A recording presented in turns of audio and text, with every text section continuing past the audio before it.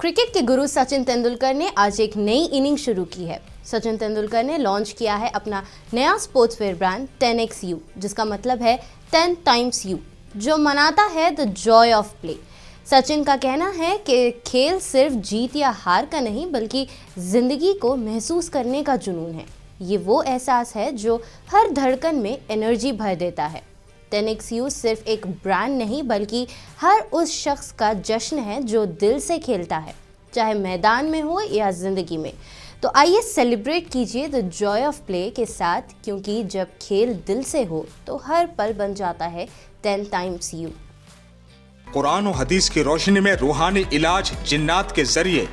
रूहानी इलाज जिन्नात, जादू, नजर बद, खबीस, घर की बंदिश, करतूत, सिफली सहर, काला जादू, खिलाया हुआ पिलाया हुआ जादू, कारोबार की बंदिश, निकाह की बंदिश वगैरह का इलाज कुरान और हदीस की रोशनी में जिन्नात के जरिए किया जाता है। हमारे घर पर हर इतवार मुफ्त तशखीस व इलाज भी किया जाता है। राब्ता कीजिए आमिल कुरान Maulana Mohammed Zubair Husami Adilabadi, Nazd Aziz Urdu high school, Kolipura, Adilabad, Telangana. Mobile number 9912224826।